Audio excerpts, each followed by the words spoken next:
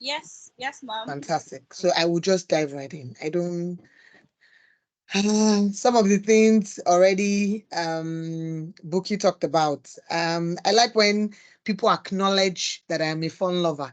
So one thing I say to people is I am very big on my core values, the values that drive me. And so when I do anything, I do it because it is anchored on my values. And so when other people acknowledge, be sure that it leaves me very humbled. I'm a HR practitioner, award-winning people pundit, agile career development coach, Study Insight accredited organizational culture practitioner and influencer. I'm an emotional intelligence certified coach, trainer, and certified mentor. And like Buki rightly said, I'm a fun lover. Please, anywhere there is groove, count me in. Of course, I do the hard work, but I also know to balance it with some bedu. Allow me. I'm very big on SDGs 3 and 8, talking about mental well-being, talking about decent work. So in all that I do around career development, I'm helping people land their dream jobs. I'm helping people thrive in their careers. Those things are important to me.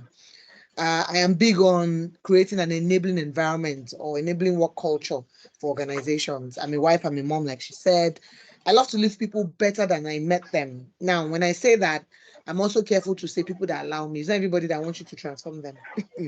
Yoruba people will say, "Omotobaya ṣe báyìí ló máa gbé." So it is that you really want me to work with you to transform your life or transform your career. If you don't allow, I'll back off.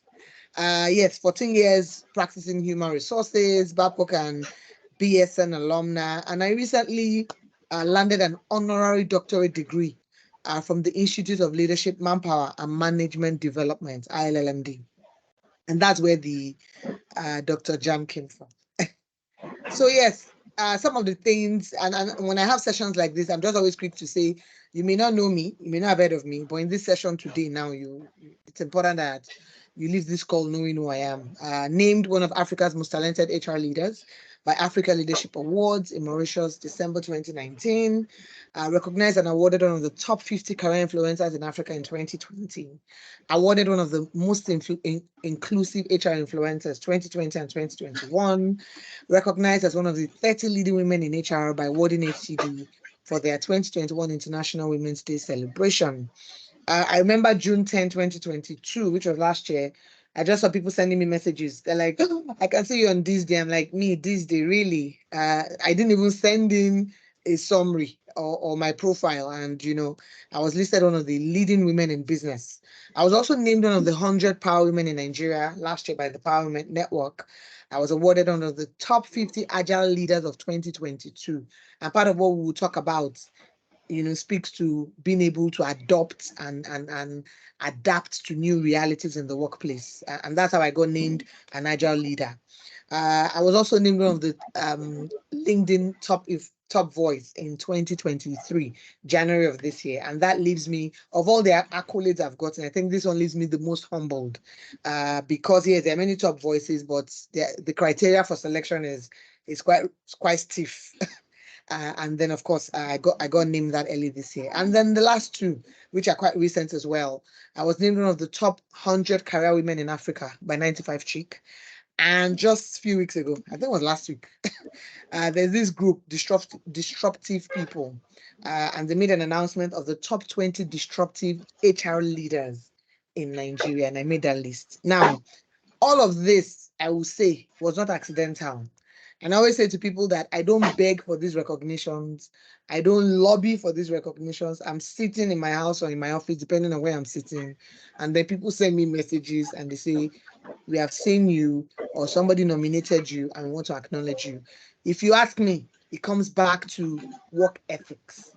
It comes back to the energy you put out. Buki talked about energy. It comes back to what impression of you do people have on the outside. There are some rooms that I've not been in, but my name has been mentioned in those rooms and that been mentioned Let me, I in need a pen and a positive paper, please, if lights. you don't mind. Please Okay, give someone. me a minute.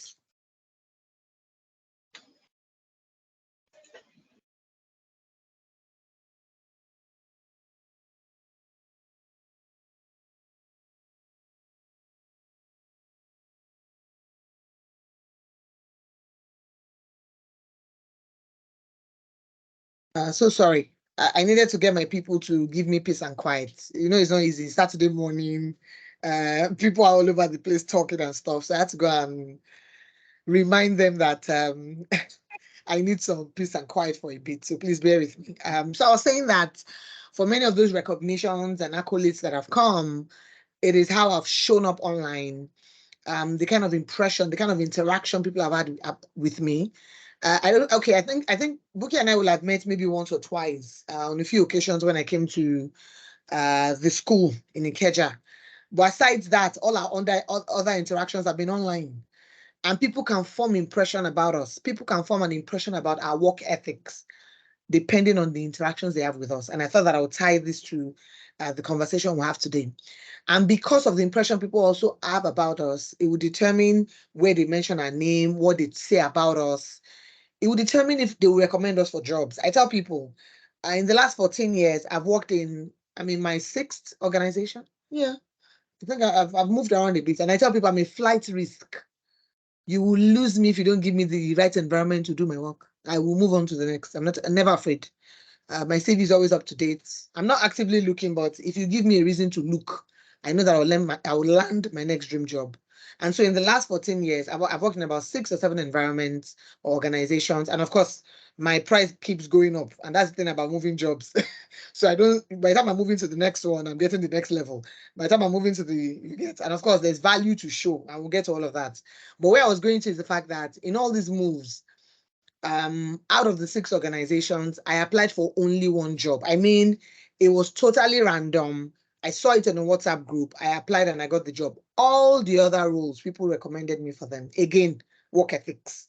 So there are some people who work on my team now that if somebody says I'm looking for somebody, I can't recommend you. Or people I've worked with in the past, the kind of taste they left in my mouth, the way they do their job, I won't recommend you for a job because I won't let you go and embarrass me somewhere. So when we say work ethics, it's very critical. And one thing I say before I dive right into my slides is that I always say to people that we talk about the generation wars right now. And I say to people that I don't care what generation you represent. I'm a millennial, very proudly. I don't care what generation you represent. Work ethic is work ethic. You either have it or you don't. It's not a function of generation. So you either have excellent work ethics. People can either say this person, you give them a task, they will deal to finish, or they cannot say it about you. It's not a function of work ethics. Let me go into my slide because that one is already outside the syllabus, but it was important to also mention all of this. So what are soft skills? Because that's where ethic or work ethic or positive ethic is embedded in.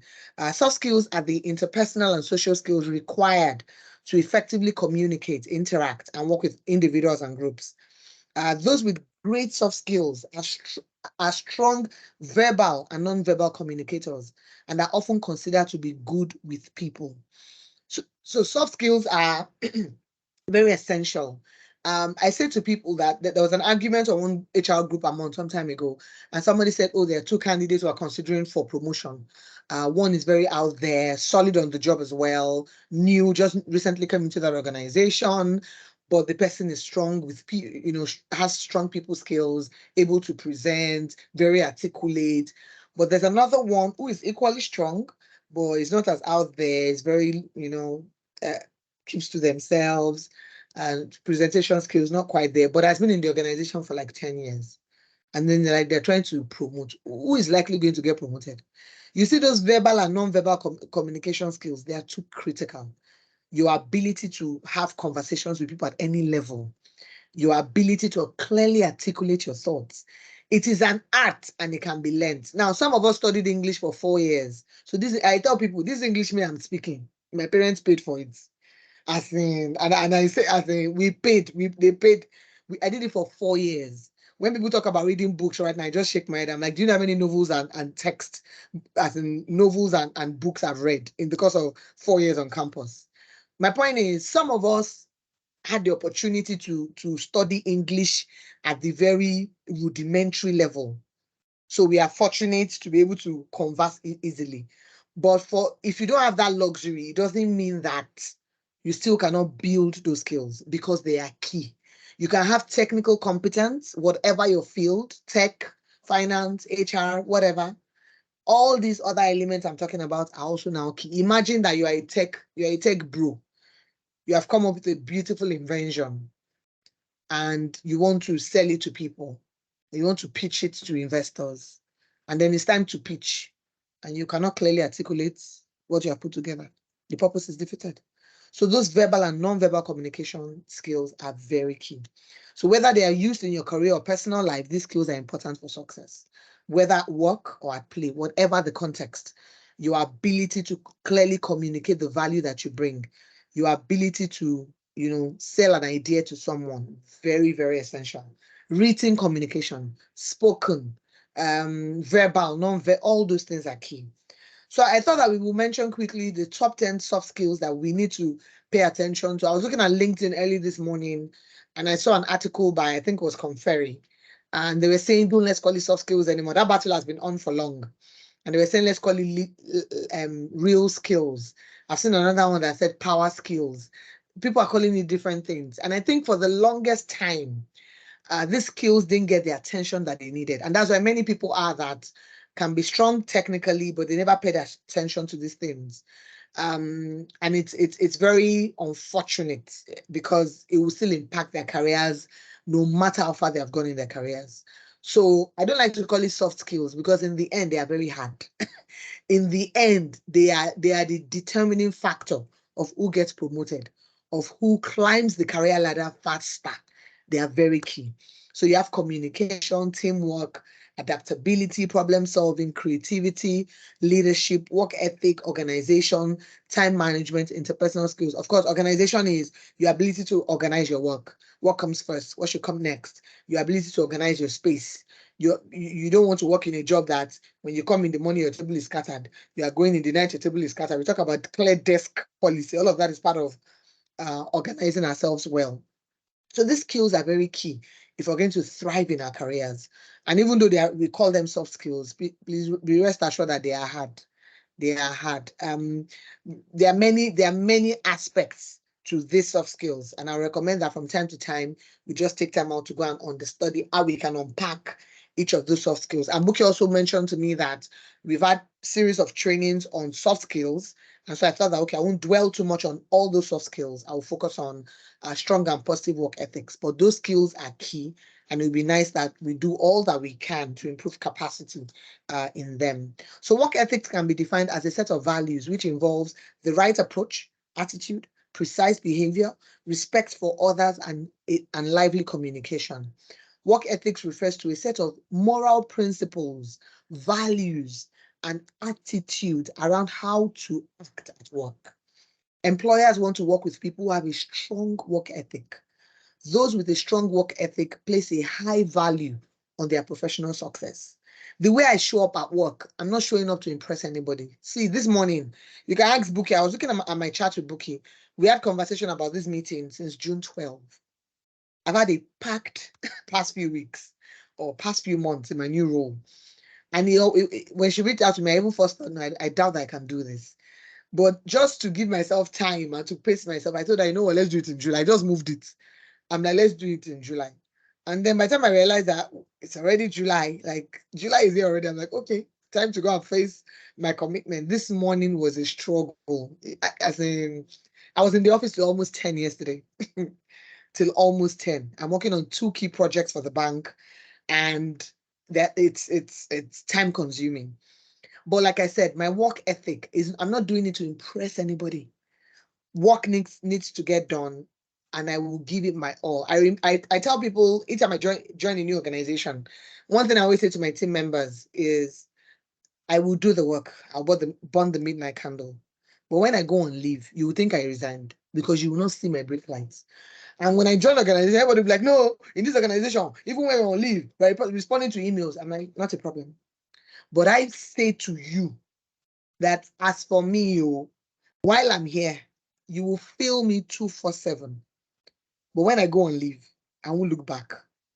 And so my work ethic is embedded in the fact that I will show up every day, even on the days I don't feel great.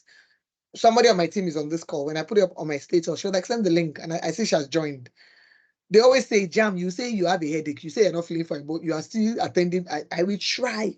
Now, that's not to say that I want to do it and then faint and collect award of the workaholic of the month. No, because I know they also need my guidance. So I want to be there for them as much as possible. If it's something that's totally beyond me, and I've never been on admission, I just bless God for that. So I don't get ill that it gets so almost deadly, not that bad. But I'm saying I also know when to step back. So at times I'm like, guys, I'm swamped. I need to move back a bit. There was something I needed to do. I had to tell one of my direct reports, you know what? I'm going to assign this to you. So I know to delegate more. I know to, when people are not doing what they should, narrow down and say, yeah, how do you need my support here? They know me. I'm never afraid to show up for you. And that speaks to my work ethics.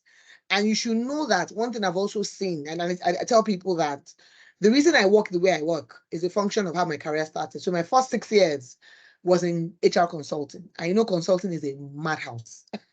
I tell people that no matter your career, I will recommend that you do consulting for a bit. It's either for tech. How do you do tech? Yeah, tech consulting. You can work for a tech organization that maybe supplies, if you get what I mean. So there's consulting and there's corporate. If you work in consulting, whether legal firm, or law firm, or an accounting firm, or an HR firm, or a tech firm, where you are supporting other client organizations, that experience will shape you for life. That experience will shape you for life. So one thing that has helped me in how I work, and this is across all the, you will not go to any organization that I've ever worked. Please go to LinkedIn and go and ask about me. That reminds me of a song I listen to on radio a lot. Ask about me, ask about, then I'm going to do that. Go and ask about me in any of the organizations I've worked. They're all on LinkedIn, public knowledge, and ask about my attitude to work. My work ethic is the same. I will show up. I will do what needs to be done. I will deal to finish. You assign a task to me. Be sure that I'll take it from concept to actual execution. All of this is embedded in my work ethics. And one thing I say to people is, I do a great job because I know that it is my responsibility to help my boss shine. So when a task is assigned to me, I'm that kind of person that you give it to me and you can go to sleep. If I have an issue, I'll come back and give you feedback. If I'm struggling with anything, I'll let you know. But you give me a task, I have my reminder, I set reminders on my phone. I'm just saying that I make sure to be 100. I try. I'm not spirit, I'm human at the end. But all of this is because how I show up. It's also a function of how I was brought up. So my dad was that kind of person that I remember the days I was single and, I'd started working, I was still living with my parents. And I wake up and maybe I'm just feeling lazy. I mean lazy. Maybe I'm not really sick. I'm just lazy. I'm just lazy. I'm just like, I don't want to go to work. And then I just look at my dad and I'm like, daddy, I don't feel great. I don't want to go to work. Just look at me and I'm like, you don't want to. So imagine that I grew up in an environment where in Yoruba, why do you feel love kilo shele? And then he would touch me and say, but you're not hot, you're not sick. What? That's how I grew up. So from home to my first job, they stretched me and they helped me with who I have become. And so all the recognitions that then come, they're a function of how I show up online and in person. And one thing I'll always say, I had a session on authenticity some days ago, is the fact that who I am online is who I am in real life. And so if I say that this is how I work, if you go and check what I put out online, it is in sync. So there's a degree of authenticity. I was going to speak about values, and that's one thing I always recommend. So I have 5 core values that drive me, and that's what I'm showing you now. Core values that drive me. And like I said, when Buki said what she said, or she looks at my status, I tell people that rather than that to get to my head, it just humbles me, because on this list are the things I said I want to do. And all of this also drive my work ethics and how I show up. And I'll share my values with us. My values are GRIP, GRIPP. I always recommend that people should have 3 to 5 values and put them in an acronym so you can easily remember. Organizations have core values. So when you join an organization, they'll tell you, these are our core values, how we will act, what we will do, what we will not do. You need values as a person. And so my values are GRIP, given. And that's, I said, I always take opportunities to give myself my resources, like what I'm doing right now, the discomfort before this call, you have no idea. I had to stop some things to make sure I showed up. When I'm done, I'll go back to them. I want to give my time. And it's also a function of the relationship I have with Bookie. And I said, okay, I will show up. I've turned down some other speaking engagement. I recommended some other people to go and speak on my behalf. But this one, I said, I've committed to Bookie and I will show up. This is my way to give my time, my resources, my energy. That's why I'm on this call. So giving. So I said, I always seek opportunities to give myself, my resources, my skills, my knowledge, my time, etc. That's what we're doing right now. Relationship junkie. I said, I'm deliberate about building and growing fantastic relationships and network. So my relationship with Bookie is, as in I'm saying, it could have just been transactional. Oh, I came to BSN, you met my BSN, bye. But we have moved beyond. Morenike is like my big sister right now, and she's the admin manager at BSN. So relationships that transcend, oh, I came for MBA here, I'm done, you guys, don't talk to me, don't ever buzz me again. No. In short, Morenike's niece is my mentee. She works in Wimbees. Because of her now, I'm entering Wimbees, as in like from Morenike. Oh. So relationships are key, part of my values. So when I build relationships, if you think, oh, she knows everybody, she's just talking to everybody, she's just all over the place. No, it's a value. It's because I'm a relationship junkie. So do you guys have values? That's one thing I'd like to leave with us. And then inspiration. So I wrote here that I seek to inspire every chance I get. On my WhatsApp status, on my LinkedIn, on my Instagram, I come in contact with somebody, I come on a call like this, I go for a speaking engagement. I want to inspire with everything that I post. And then passion. I said I am passionate about what I do. And that's what will keep me late at work because I'm working on a project. That's what will make me burn the midnight candle. That's what will make me show up extra because I am passionate. So it's not because of the salary alone. Money is good, of course. The salary is helping me fund my baby girl lifestyle. But I'm saying is the passion I have for what I do that keeps me going. And then purpose. I said I live daily with a sense of purpose. When I say this one, I'm always careful. I don't like to sound dark. But when I say that I live with a sense of purpose, it is I'm not afraid of death. Because I wake up every day I go to bed feeling fulfilled, that I've exhausted myself. I was saying it the other day that, when we say dying empty, I wake up every day. Every day, I move a step closer to why I know I'm here on earth. So I'm never afraid. Of course, I want to stick around, be a grandma, experience my children and their grandchildren, but I live with a sense of purpose. So being afraid of death is out of the question. Now, these are the values that guide me: giving, relationship junkie, inspiration, passion, purpose. And so because all these things guide me, it will naturally affect my interactions with people, the way that I do my work. Like I said, somebody on my team is on this call. I'm sure one of my colleagues was saying to me the other day that I think I had a call on during the week about 6 p.m. after work, and she was on that call. So she was telling me that, Jam, I've joined 3 of your calls in recent times, and because I know I've seen how you worked from morning till closing, and then I see you on that call by 6, and you're still talking with so much energy, and I'm like, is she not tired? Now, passion again, back to passion.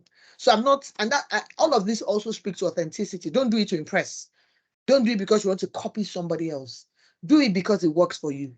So I said I work till about 10. You don't have to work till about 10. That may not be it for you. So how you build your strong and positive work ethics, they're totally up to you. And like I said, it's not a function of generation.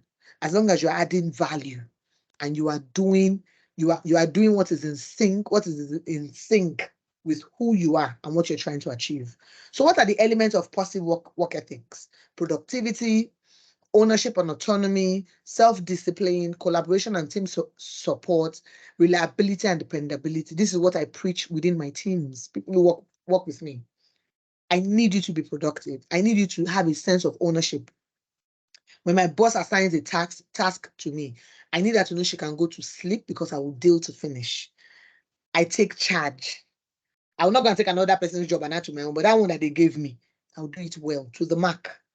Then self-discipline, that's the place of, I don't know if you guys have ever had a session on emotional intelligence. It is too key. And one of the key elements of emotional intelligence is self-awareness. And the second one is self-management, and that's the place of self-discipline. Your ability to manage your time, your ability to do what you should do part-time. Those things are very key. And then collaboration and team support. You have to have great team spirit. You need to get along with other people. We're doing a mass recruitment within my organization for our tech talent, where we groom them from scratch. And one of the feedback we got from the business leaders for all the other ones we have done that they had done before now was the fact that they were tech guys that were sound technically techies, and that's why I'm using this example. But that people skills, they're getting along with other people, it wasn't quite there. And so for this batch that we are handling now, we're introducing personality tests. We are checking within our competency-based interviewing. We're checking for collaboration, the ability. I'm a tech guy. I can build a fantastic platform.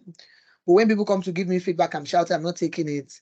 I'm acting like, I don't want to use a foul word here, but you're acting like a like a jerk. That doesn't sound right. That doesn't feel right. So your ability to collaborate with other people, to exude team spirit, very essential. And then, of course, reliability and dependability. Yesterday was somebody's birthday in my team, and I put up a post. It was this morning I got a chance to do that. And I put up a post, and one of the things that I said about him was he was resourceful and reliable. It's not everybody I can say that about. And until you earn it, I will not give you accolade that is on your own. That's one thing about me. I'm not out to impress. The guy is reliable and dependable. He's handling one of our key units. He's a talent acquisition partner for one of our key businesses, and he's doing well. The feedback I get from that business is always positive. So managing the stakeholders is getting that done. Getting the profiles we need that will make people within that business happy is doing it. Without me, I'm not involved in the sourcing. He's one handling it. So imagine as his boss, I'm saying, thank you for being resourceful and reliable. There's no accolade that is more than that one.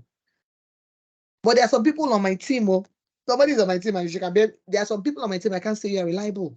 If I don't feel you're reliable, if I can't depend on you for work, why are you earning a salary? And then for productivity, there are many things that can help us be productive. I have many alarms on my phone for different things. I have tools that I deploy. So all those things help us. They help us to display positive work ethics. So how do you demonstrate strong and positive work ethics in the workplace? I think I've given a lot of context, so I'll just dive right in. And I'll try not to dwell too much on this point. So I said, spend time wisely on tasks that align with your goals and prioritize tasks. You need to understand, I always tell people, don't major on the minor. And I always say to people also that whatever is priority for your boss better be priority for you. Your boss cannot say A is priority, then you can't dwell on B. You can't get thumbs up. And then people talk about difficult bosses. If that is what you are doing, your boss will be a problem, or you will have issues with your boss. So know to prioritize a task. If your boss gives you 5 tasks, oh, Jumoke, I need to do this, I need to do this, I need to do this, you now sit back and say, I take all this, no problem. This is all the tasks you want me to do.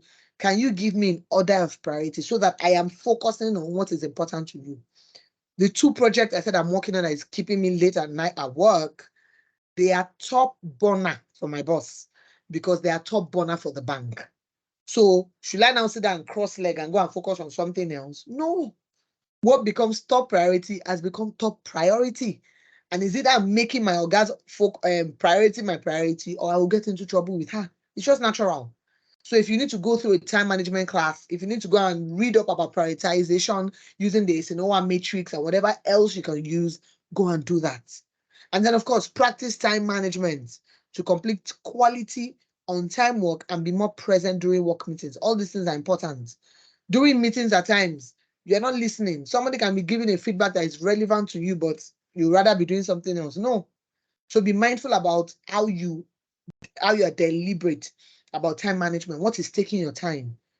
Do you know how to identify time wasters? And do you know how to eradicate them? All those things are important. Avoid distractions at work or while working, such as your mobile phone or social media. At times they help us to relax, but at times they can also distract us more than necessary. So always know to find that balance. There are times that maybe my head is full. I pick my phone and maybe I'm just looking at something on WhatsApp, somebody's status. And if I see that I'm staying there too much, I just drop the phone. I'm like, work day my front. So initially it was helping me relax, but I'm not relaxing so much that it has now become the work I'm doing. I quickly catch myself. And I even have timers on my phone. When to time out of different apps. I do on my phone, just so that I'm not majoring on the minor. And then develop self-discipline and organize your workspace for increased productivity. I talked about, so if you have to use a timer, an alarm, if you need to do, I can't remember this one. I can't remember it. Where you sort of you box yourself to get something done. I can't, Pomodoro matrix, Pomodoro technique, where I say, you know what? I want to do this for the next 30 minutes. So there are times that at my work, I tell people, if you see me use my headset in the office, know that maybe I need to read up something, or I need to analyze something, or I want to quickly sign some offer letters, or I want to quickly approve something. I just wear my headset, I'm listening to music, and that's what I'm focusing on for that period. At times I use my hourglass to time to say, okay, this is what I want to do for the next 30. So you need to know what works for you and be deliberate to focus on it. And of course, you should not have an untidy workspace. Also, take breaks throughout the day and practice healthy work-life integration. So increasingly in the HR space, we have said that there's no real work-life balance. You cannot balance it. See, as I'm talking to you guys now, my children want me. I can't balance it. I cannot balance it. I can only try to integrate my career life and my work life. Okay, Shola, you need to be muted. There's a lot of distraction from your end. So take breaks throughout the day and practice healthy work-life integration. Like I said, balance is not almost possible. Because if I say balance, then this Saturday, I'm not supposed to be doing this. I'm supposed to say my Saturday is for my family. And I'm supposed to be bonding with the kids or take them out for shopping. But right now I'm doing this. So integrate. And when I have sessions like this, I explain to them, I always call them my stakeholders. I'll just say, mommy needs to quickly do a session. And they understand, because now we do a lot of communicating. So work-life integration is, there are different parts of your life that matter. Your ability to make sure that you infuse them. I try not to. The reason my laptop is open today is because of you guys. Over the weekends, because I already work late. So when I get home, I try not to open my laptop. Over the weekends, I try not to open my laptop as much as possible. Except, of course, I'm working on something, I need to focus on a particular task for that period. But it's not my style that, I come back, I get home 9 o'clock, then I'll still open my laptop. Oh, yeah, what do I want to do? No. So you need to know what works for you. Take breaks when you need to. Many of us work maybe remotely, work from home. Be deliberate about standing, taking a stretch, taking a lot of water, just doing things. Like I said, again, it's about what works for you. Also, ask trusted colleagues or mentors to help you identify areas of improvement. And of course, be deliberate to set smart goals. So are you getting feedback from people? Are you even asking? Some people say, hey, nobody tells me anything. Did you ask? And when you even ask, do you take the feedback they give you? And we also need to be mindful. You give people feedback. How do you give them? Is it feedback that will take people's joy away? That should not be us. So very, very important that we are deliberate about all these things. All these things can help us as we improve on our corporate culture or on our work ethic rather. So why is a positive work ethic important? And I've said some of those things earlier on. It improves your job performance. So I love what I do. The moment I stop loving it, like I said, I'm a flight risk. The moment I don't like it anymore, the moment something has happened and I have reason to start to look, I'm out. But because of the way I show up to my work, it improves my job performance. It also gives me a higher job satisfaction because I bring a lot of energy to my work and I see how it is translating to the everyday thing I need to do. I see how it gives me fulfillment. That's the place of work ethic. Not that I'm coming to work with no energy or I'm not as enthusiastic about the work. No, it doesn't help. And you know that when I show up with the way that I do my work, people are seeing me, not only people in my units, people across the business. And that's why I said, when your name will now be mentioned, people will see the quality of work that you put in. Not only people within your organization. So people within your organization can see it. If senior leaders see, they can recommend you for promotion. But how about people on the outside? They can see it also and poach you. And hire you higher salary. That's why your work ethic, it is I always say, I remember that late last year, there was a lot of conversation around quiet quitting. And I was saying to people that if you quiet quit, you are shooting yourself in the foot. You don't like it anymore. And then you are doing a shoddy job. Now, the impression you are leaving with the people that see you is that this one is cynical about this environment. This one doesn't bring their best self to work. This one, if you send them an email, they reply after 1 week. This one, they're not serious. This one. Oh, so when people have that notion about you, and then somebody, and let's say you're an IT person, and then somebody says, oh, by the way, I just joined an organization, we're recruiting. Or do you know any IT person that is familiar with Kiniko? And then they say all the specs. And then the person goes, I actually know somebody in my company. This guy knows all this. That's his department. About you send him an email today, reply you next week. His work ethic, the way he works, the quality of his work is you can't hire him. You've ruined any other. So imagine, because you were quiet quitting. And I tell people that when you quiet quit, you are in that mood. How do you even get another job in that mood? Which energy will you use to go and pitch in an interview? So when you quiet quit, you are shooting yourself in the foot. When you have a shoddy work ethic, you are shooting yourself in the foot. It's not about anybody. All the work that I've done, how hard I have worked, is not so much about the organizations I worked for. It was me that was building capacity. And I am the one who has become, permit me to say, a superstar. I'm the one who is carrying the accolades into every organization I go.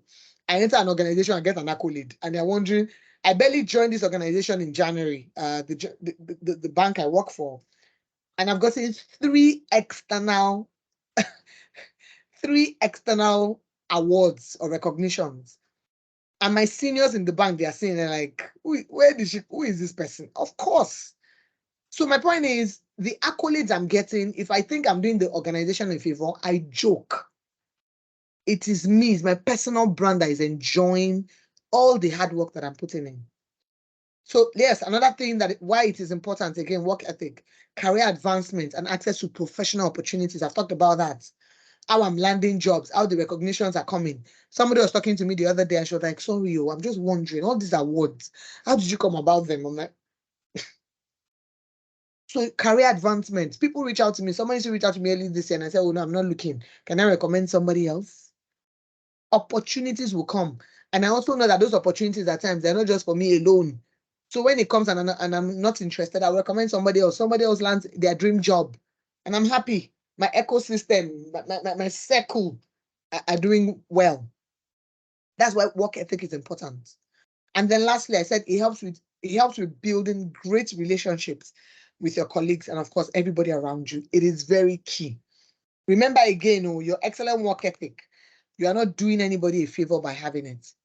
I hope that no, there's one. Yes, I know that I have one more thing to share. So I was going to say that, as I round up, it is important to have to develop, a strong and positive work ethic. Companies and hiring managers want to see your motivation, can-do spirit, energy, verve. Allow me to say ginger, your commitment and dedication. People who possess a strong work ethic embody certain principles that guide their work behavior, leading them to produce high quality work consistently. And while they also enjoy the opportunities that become available, e.g., promotion, salary raise, landing your dream job, all those things now become an offshoot of the excellent work ethic you have put forward. And I thought that I'll round up with this quote: talent is a gift, but your attitude, work ethic, and character are things you have to develop yourself. You can't outsource it. So your talent is a gift. God has given it to you. How you build on that talent is now totally up to you. I'll use myself as an example. So growing up, and that's when my mom said to go and study English. Growing up, I used to talk a lot. I was that talkative. I had two elder brothers, only girl, and I used to talk a lot. And so my mom saw that. If you tell me to spell, if you tell me to read, I used to represent my school in literary and debating society.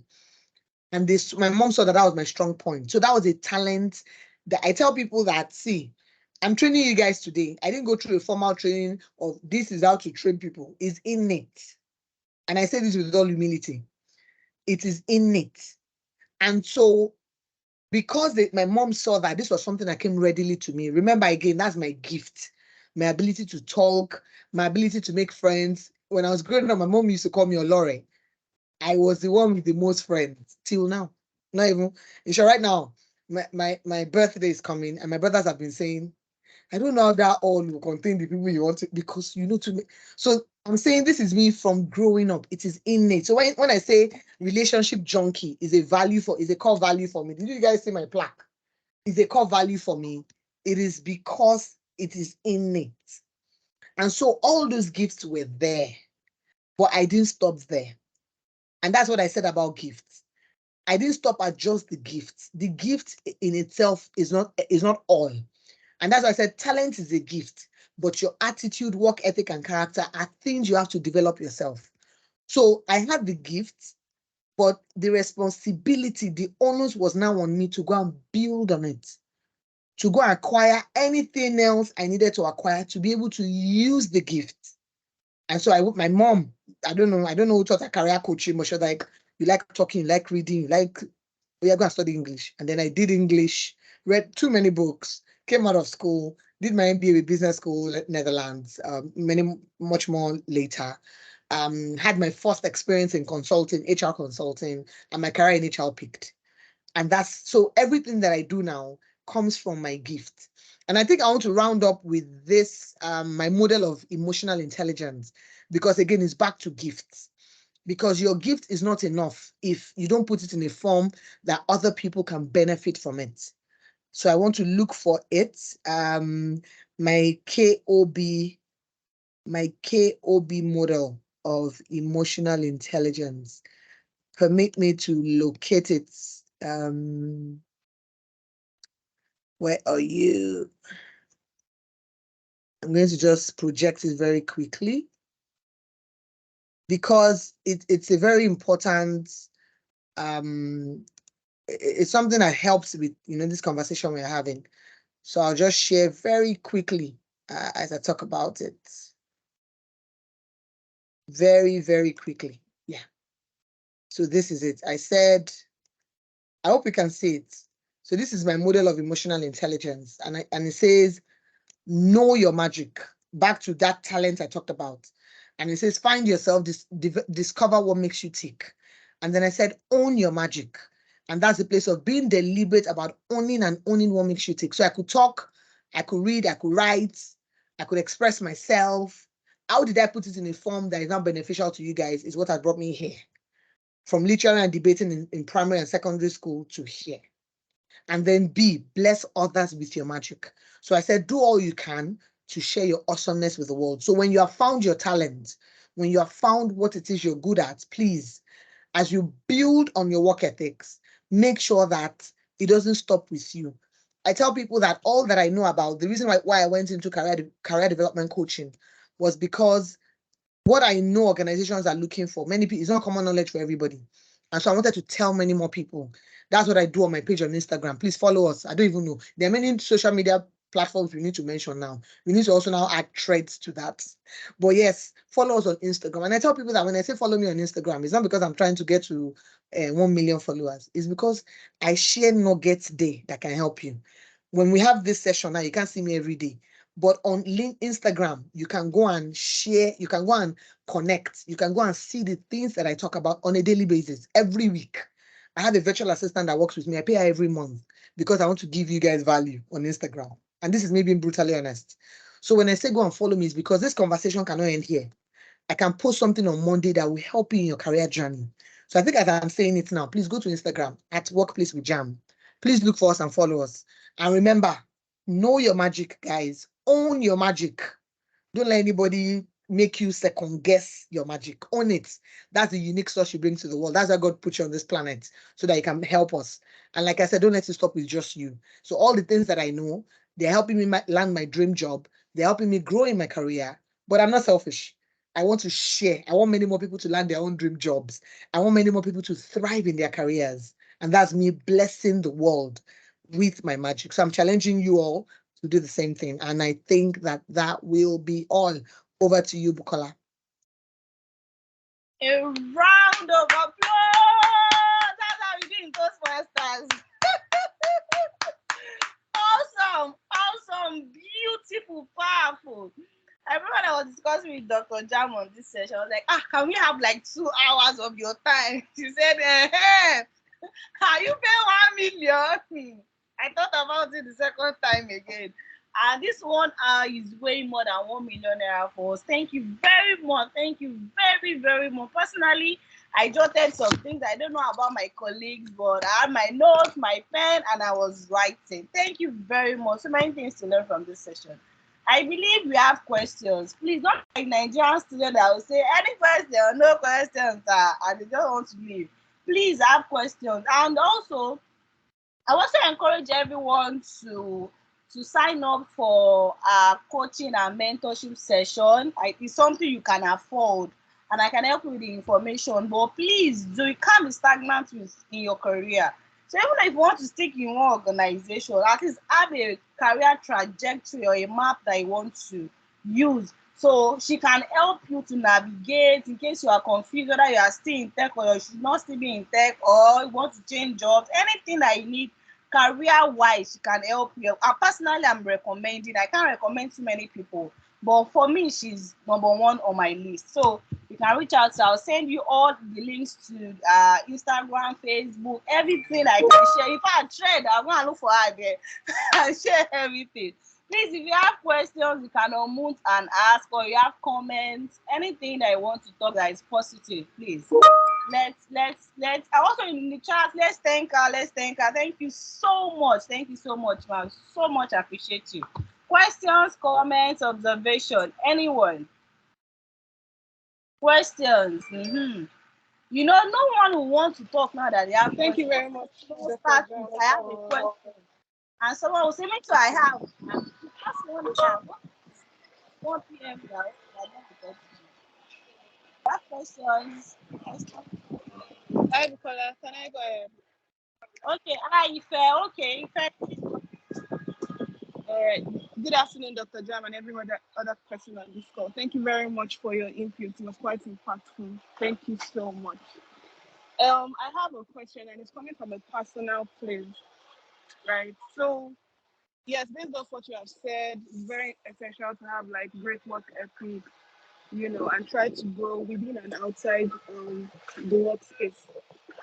I personally I felt like I'd been in a place, having worked in a particular organization for a little over a year, and I felt like I wasn't doing as much as I could do in terms of capacity. Like I'm not doing so much, and I wanted to like change, organization. So I did this interview sometimes last week or last 2 weeks, and it was really good. After then, initially, it wasn't a lead role, right? When the person recommended me, it wasn't supposed to be a lead role. But as the interview went, the first stage, second stage, when they were going to send me an assessment again, they said it was going to be a lead role and all that. Well, because it's not exactly like a big organization. It's sort of like a startup. So I'm like, okay, I'm going to be growing anyway. However, they insisted on paying. Their offer is pretty much what I earn in the same in the organization where I'm at. It's also like an hybrid system. So it's pretty much like the same thing with what I do, right? But I feel like I'm going to be adding so much value, and I'm going to be executing a lot as well, because compared to where I am at, like there's literally like not so much delegated to me to do. So I'm pretty much repeating like so much things, and to be honest, I'm actually tired. But it is, in terms of getting my salary and everything is structured.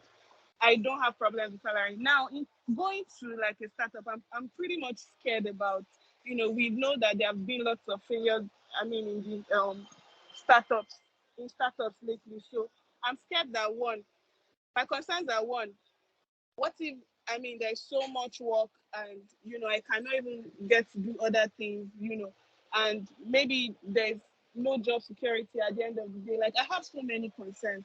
So I try to negotiate higher. Of course, if you're coaching me. Ife. Yes, please. So that Dr. Jan will not be confused with the questions and everything. So that other people can have time. We have less than 5 minutes. Have time to ask that question. Okay, sorry. Get to the Yes, point. so Like, first off, they are refusing to poach higher. I mean to pay higher. That's one. So would you still recommend that because it's a lead role and I'm not doing so much where I am currently, that I should move there, and see what happens from there? That's my concern. Okay. Thank you for sharing, Ife. I must say that when I have questions like this on calls like this, or when I have sessions like this and questions come up, one thing I just always want is real context. Because I can advise you without having all the, the information needed to advise you. You've talked about the fact that this is a new role you'll be leading. You've talked about the fact that it's a startup. Um, I've had my fair share of startups and the things that they did, and this is not to poison anybody's mind. So in the end, will it give you the opportunity to do what you enjoy? You've talked about the money. The money is, you said, is same or something, same as what you're earning before. Now, I think in Yeah. the end, you need to take a step back and weigh all the options. I'm not going to advise you now. You take it. You take I say go ahead with the new role, and then it goes south. You come back and say, Jam said, in coaching, we don't tell people what to do. We just help them analyze all the options that they have, and then they arrive at the answer by themselves. So even if I were your coach, I won't say do this or don't do that. Coaches don't do that. I just help you unpack the situation, help you weigh your options. In the end, the decision is still yours to make. So what I would say is just take a step back, weigh all the pros and the cons. What would you benefit if you stayed where you are? What's in it for you if you go to this new place? Weigh all the options. You're the one who is in the fix. You're the one who knows your realities. Is it the money for you? You said the money is even the same. People will say that if you are, I know people, okay, let me give an example. You're a customer service person, you want a career in HR, and you have an opportunity to go into HR, but maybe the salary is less. So typically people will say, oh, it's an opportunity to go into HR, you can take a lesser salary. So I'm saying, again, what's the catch? So you need to be able to weigh your options to see, should you go to this new place because you're going to be leading? Then you also need to be mindful of culture. So what's the culture in your current organization? What culture would you meet where you're going? And culture is not it's not a thermostat. If you do like this, you don't feel if it's hot or cold. It's when you enter. It's night markets. It's when you enter, you will now realize how the culture is. So here and now, it'll be hard for me to say go or don't go. But I think I've given you ideas of how you can sort of unpack it and then be able to make a decision. I hope that helps. Yes, it did. Thank you very much, ma'am. Thank you. I think we have just we'll take one more question because of time. And Obianuju, you can please ask your questions in 1 minute or less. 1 minute or less, please. You have to put exactly word. Obianuju, can you please go ahead? Okay. Hi, Dr. Jam. Good afternoon, Dr. Jam, and good afternoon, everyone. So, as regards work ethics, of course, part of my work ethics is to be professionally excellent and always add value. And I recently joined this organization 2 years ago, and because of my work ethics, I have been moving through my ranks just within a period of 2 years. It's something that I'm very thankful for. But very recently, I was moved to another, like a higher position where I currently lead marketing and corporate comms at one of the subsidiaries of the organizations where I currently work. But now the problem is, okay, I need people to work with me. Like I need interns, people who would actually work with me to actualize my dream as concerning that particular department and organization. But HR will just tell me, go and make justifications as to why you need these people. When you were in the holding company, servicing the other 3 subsidiaries, you didn't need as much people. So now you need, like, it's just, how will I actually make justification for needing, okay, seeing that I am now leaving the holding company where I was servicing 3 subsidiaries and I'm going to one of the subsidiary. And of course, things have actually changed. One of the subsidiary has 6 practices. It feels like it's a full organization with 6 different companies under it. So I've been trying to understand how can I make justification as regards what I currently need to support me in my role. Who do you report to? Because before going to meet HR, that conversation should first be with your line manager. If your line manager Okay. can see reasons, then both of you should speak to HR that you need additional hands. This would be a function of the scope of the work. What are you required to do? Okay. What are you meant to deliver on? If you and your line manager can sync up, yes. So I don't know. Let me give an example. So I'm currently working on a project to recruit about 1,000 people for a particular function. And I've reached out to my boss to say, I need additional hands. As in, because I had just 4 people in that team to get that job done. Now you have increased what I need to do. So I'm saying you need to be able to explain. And that's what I'm saying. It's not HR that is your headache, your line manager. What did your line manager say you should deliver? How do you agree with your line manager that you have said I should do this? I'm not afraid of work. I did here. We pinged. I did ready to do the work. But for me to deliver this, and this, I need this, and this. So that conversation should start with your line manager. When you and your line manager have synced up, you've had a conversation, he agrees or she. If your line manager sees that you need these people, your line manager will be the one to push HR. Send an email to HR to say, give Obianuju 2 interns. So this conversation, no, it should be with your line manager. So does your line manager agree that you need interns? Okay, great. I shouldn't have gone to HR first. Thank you very much. And that's what mistake. Let me say quickly, Buki. That's what mistake people make. How you grow in an organization, your experience, the things that happen to you, they are largely your line manager's responsibility. The other day, we had a departmental meeting, and the person that was sitting right beside me, I was saying to her that line managers, they can make or mar your effort as HR. Because your line manager is first to your HR. Your career development is up to your line manager. Whether or not you grow through the ranks, whether or not you get an expanded role, whether or not you get promoted as at when due. Some people, they have not been promoted for years. They will blame HR. Is your line manager asleep? Your line manager is the one that should be fighting for you and be saying, if you see Obanuju's work, please, next promotion for next year, she must be on that list. Who does your appraisal? Is it HR that does your appraisal? Is your line manager? Is your line manager that says, yes, it's doing well 100%, or no, it's not doing well 10%? Your line manager. Again, I was listening to a video by Stephen Bartlett earlier this morning, and he was talking about how you can increase happiness for employees at work just this morning. And that, I will send it to Bookie to share with you guys. And he was saying that if people will be happy, line manager, because who do you see every day? And they are the ones that can create, even if I've worked in an organization before that was toxic, but the culture I created for my team was non-toxic. I created a subculture. And many of them are still in touch today. We have become family friends. They can come to my house for direct report. They come to my house for sleepover. So even though all of us had an issue with the culture of the organization, I have that responsibility. Oh, I don't mean that one of don't suffocate them, allow them breathe, but you get what I mean. Not that responsibility. You get what I mean? So this conversation, and I need you guys to know it. Your line manager is your first point of call. They are your coach. They are your mentor. They are your HR in that organization. So when people get fired in organization, guys, quote me. If a person gets fired, their line manager knows about it. So they can form angel and then make HR the devil. But Yoruba people say, I don't know if anybody can interpret on my behalf, but Yoruba people say, okay, let me use my head as an example. So I saw that Clinton made a comment about my haircut. Thank you. Yoruba people say, this haircut I had now, did I do it remotely? Did I send my head to the barber? Then me, I sat at home, or I went with my head.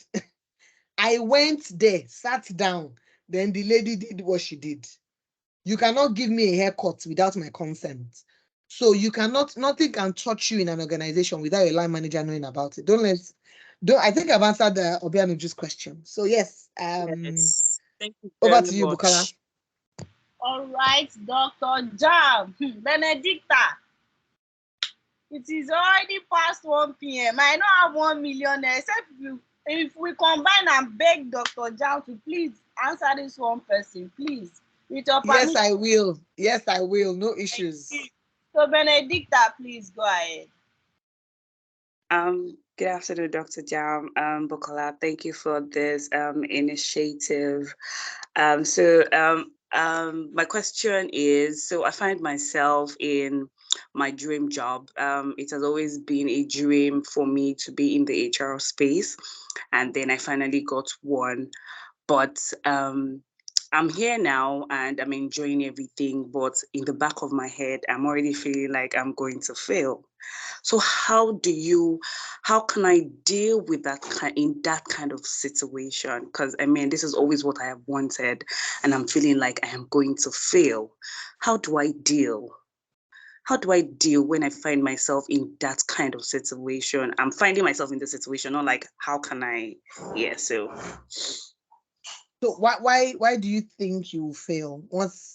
We need to unpack it. What do you think is responsible? Do you think now let me say that I always say to people that when I'm assigned a task and I'm procrastinating on it, in most cases, maybe I don't know what I'm supposed to do. So first is I'm confused on how to go about it. So I'm procrastinating. So I'm like, I'll do it later. It's because I really don't, if I know what to do one time, I don't do it. Now, that fear, is it from you don't know enough to do your job? Is it a fear of incompetence? Like, fine, I know I want to do HR, but do I even know this HR stuff? Do I even know this HR self? Is that it? Because you need to know what that fear is. And fear of failure is not out of place. I tell people, when I talk about emotional intelligence, I tell people that anxiety is not a bad hormone or bad emotion in itself. It is that something is at stake. So I'm coming on this call. I don't know you guys. I know only Buki. I don't know what to expect. I don't know if what I will say will make sense to you. I don't know if some people will be on this call and say, all these aspire to perspire people. What is she even saying? Yes, I can have that fear. But if I let that fear overcome me, that I'm not able to give you guys value in that 1 hour, that's what the problem is. So that fear you are having that you will fail, why is it there? Sit with yourself, write it down. What are you afraid of? Is it the tasks you are assigned? Is it that you think you can't do it? I also hope that you have a line manager that gives you the support you need to excel. I know many people who have transitioned from one thing to another, from customer service to HR. It's in reading books, it's in equipping yourself, it's in upskilling. I've talked about moving jobs up to 6 organizations. Did I mention that at every time I was upskilling? So it's not the skill that got me my first job. It's not the certification that got me my first job that got me the second one. When I was going to enter IHS in 2015, it was because I'd done PHRI. We used to call it HRBP then, the PHRI exam with HRCI.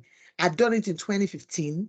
They saw it on my profile on LinkedIn. That's why when I was recommended to IHS, they hired me.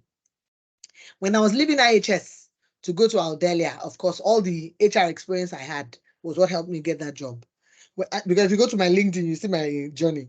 When I was leaving Aldelia to go to TVC, I've done a certification in emotional intelligence. One of the things that stood out for my Irish CEO in TVC was my certification in emotional intelligence.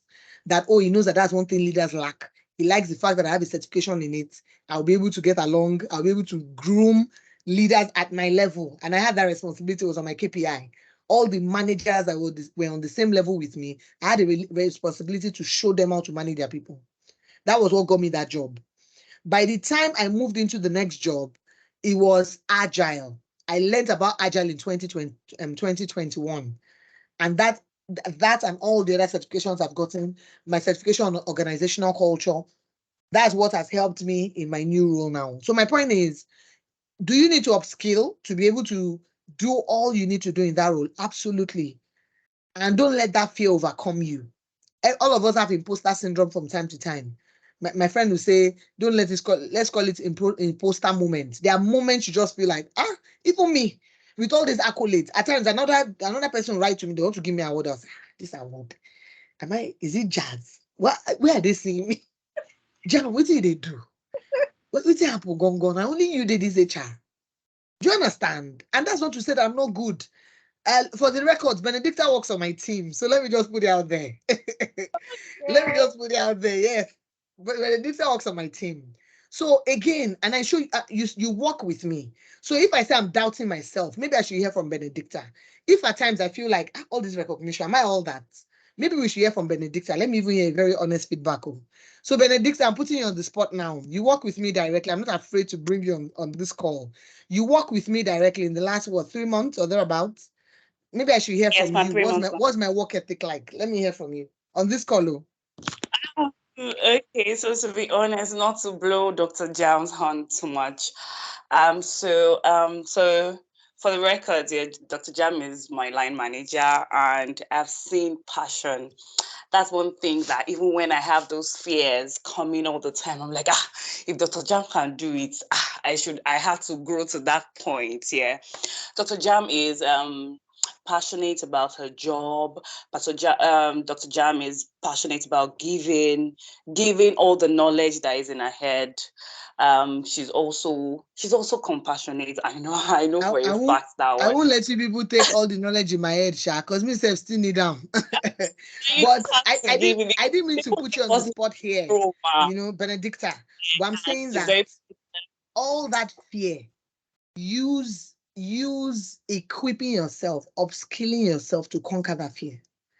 I will say it on this call too, that when I saw Benedicta's profile, she had not worked for a bit and we were recruiting at the time. And I said, even though there's a gap, she has 2 degrees, she has a master's, this lady talking. You have 2 degrees. She took time to raise her kids, so she was out of the workplace. And that was the chance we took on her. And it's been amazing working with you. There are areas we are still, making sure that we all sit up and we do the right thing. But I'm saying we took a chance on you. So that fear, I can understand it. But remember that it get waiting we see where we hire you. They remind yourself. Say it gets waiting they see where they hire me. Don't let the fear make you feel like you don't deserve that role. We've given it to you already. So it's up to you to own it. Remember, know your magic, own your magic, and bless us with your magic. and Bukola, word over with to you magic. again. Oh, Dr. Jam, you have answered everybody except my own question, but I'll slide into your DM. No, please ask. You never know who we would help. Let's ask. Let's do it very quickly. Oh, thank you. So my question, straight to the point. So you spoke about line managers, which you also indirectly said they could be our sponsors, so they can be coaches, mentors. But we all need a sponsor. I remember my CEO doing one of the global marketing meeting with directors, CEOs, and everything. He was recommending that they should bring me on board to advise on marketing and sales and the tech parts, where the big boys are, country managers. Who am I? You understand? So yes, it might not be my line manager, but he's my sponsor. Now the question now is that in a situation whereby your line manager or you don't have a sponsor in the organization to put in good word for you, maybe because he or she is jealous or is just toxic and all of that, how can you manage that to grow, especially within that organization, if that person is not projecting you well?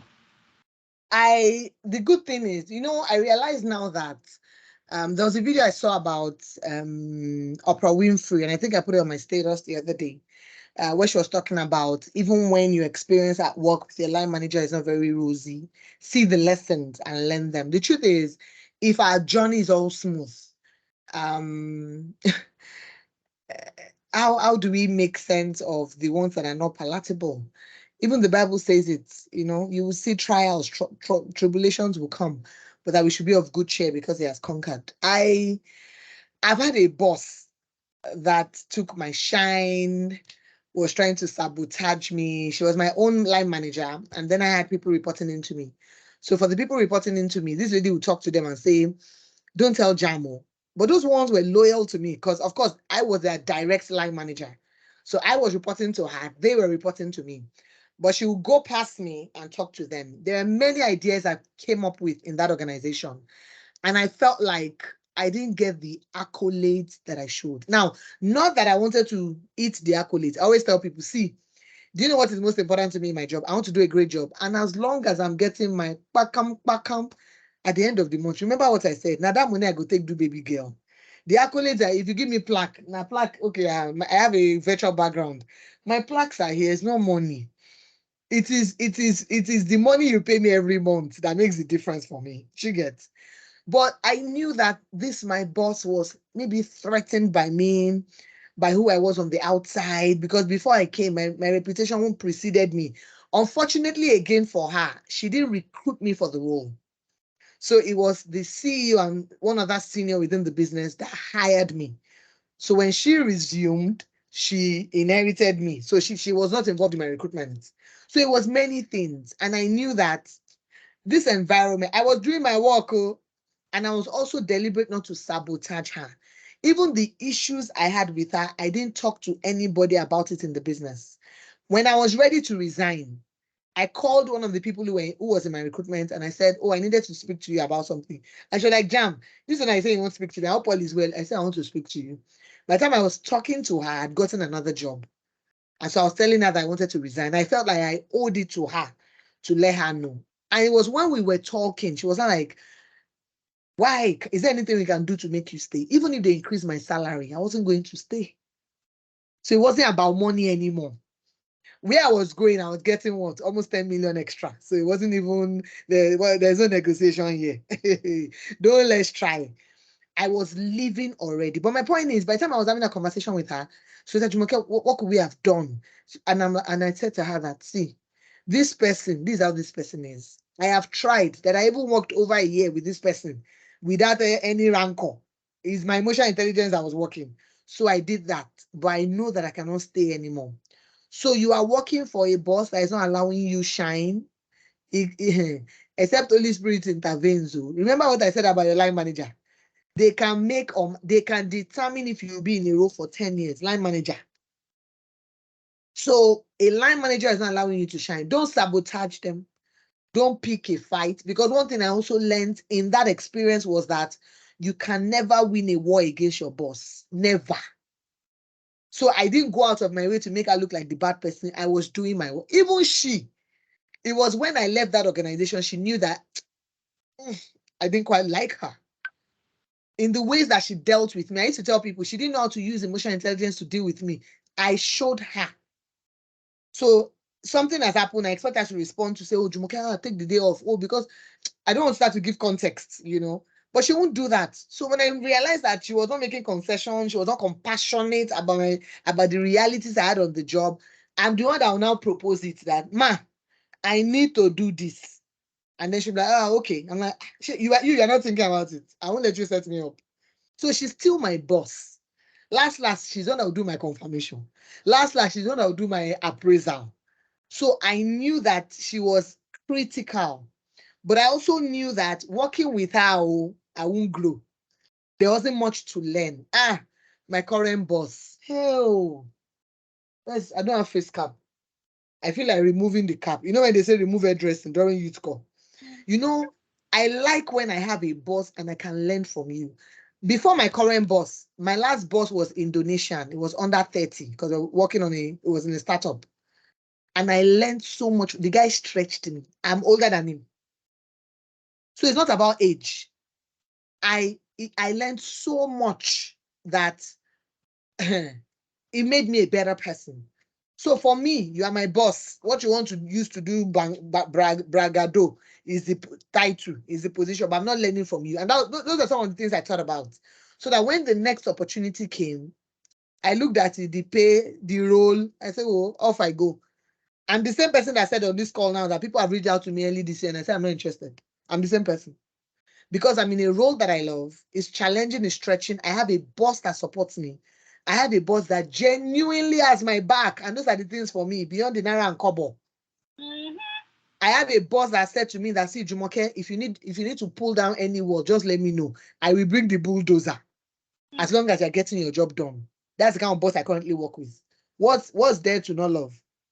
So weigh the options. If your boss is sabotaging, and please, guys, you can always land your next big job. I am a testimony. See, guys, I have moved. Even me, I look at my career journey. I look at what I was earning 5 years ago. I look at what I'm earning now, and I'm like, even me, they shock me. Even me, they shock me. And it's because I am upskilling. So not that I want to get the next big job, but I'm hoping to use the salary, or I'm hoping to use the certification of 10 years ago. This is my 14th year in HR, and the amount of certifications I've acquired beyond my first degree and my MBA. Ichoko, go and check on LinkedIn. Go and check. So I'm not lazy. I'm back to work ethics. I am adding value, so my value is not in doubt. I know that when you hire me, you are bringing talent in your organization. Oh.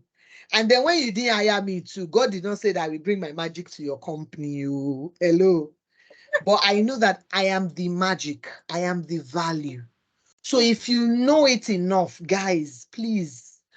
And that's the self-awareness I was talking about. Be so self-aware that your confidence go they choke. I'm not saying pride though. You see, I'm mindful with my words. I know the value that I bring is not in doubt. And that's the energy I bring to my job. That's the energy I take into an interview, and you'll be able to say, this is the one we want.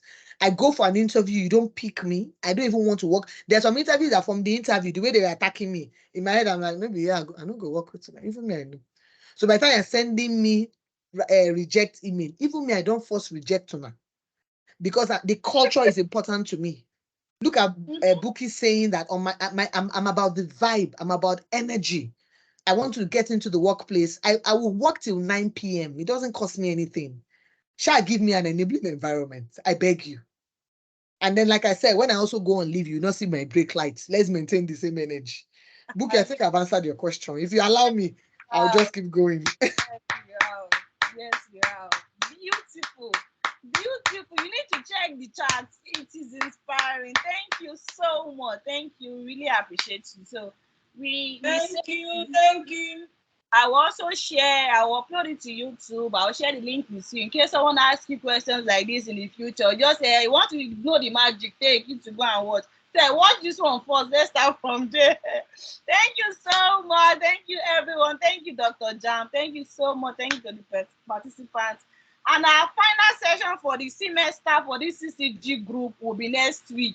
So I can rest. Oh, God, it's a lot of work for the past 2 months. All right. Thank you so much. Well done. And God will continue to reward your labor of love. Thank well you, done. Thank you. Well done. Yes, ma. Thank you, ma. This is the second time I'm encountering Dr. Jumoke. She visited us. She visited me in Uyo. Uyo Business Career Conference, TCN Uyo. Yes. Yes. So she's always value packed. It's good to have you once again. It's been amazing. It's been an amazing ride. I need to appreciate Covenant for constantly putting me on the map. So I was invited to Oyo last year, and I had an amazing experience. I had fisherman soup. It was beautiful and delicious. It was yummy. Thank you so much. Thank you, everyone. Thank you so much. Thank you so much. Thank you. All right. Bye, everyone. Bye. Bye, thank you. Bye. All right. Bye. Thank you. Bye. Bye. Thank you. Bye.